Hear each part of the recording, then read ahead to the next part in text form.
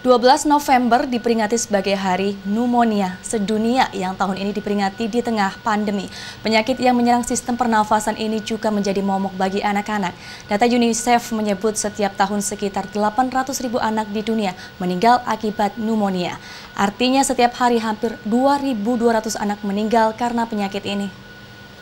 Menjadi berisi cairan. Pada 2018, angka kematian akibat pneumonia lebih tinggi dibandingkan angka balita meninggal karena diare yang mencapai 437.000 jiwa dan 270.000 karena malaria.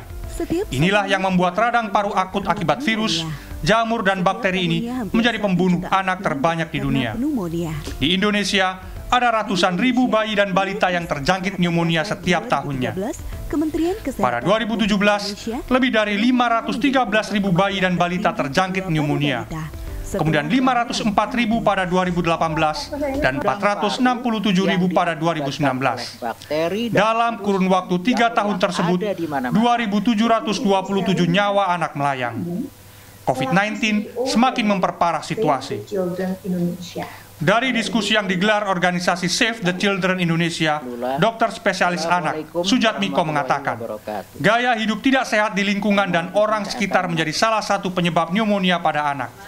Penyakit ini menular, namun bisa dicegah. Bagaimana kalau gitu cara mencegahnya?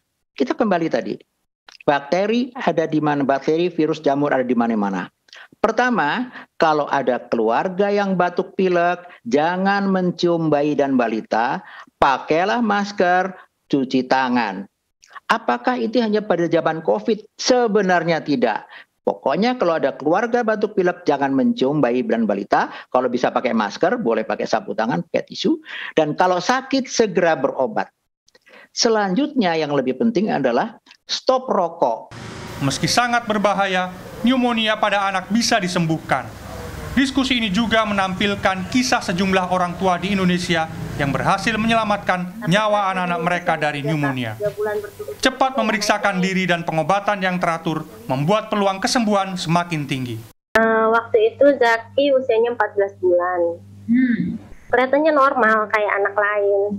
Tapi berat badannya itu selama 3 bulan berturut-turut itu nggak naik-naik. Oh, baik. Iya, akhirnya dokter sarankan untuk coba periksa.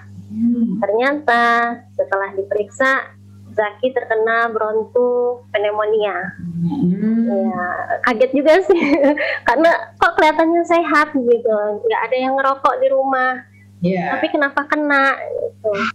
Nah, saya berusaha untuk tenang, nggak panik, tapi sempat khawatir juga.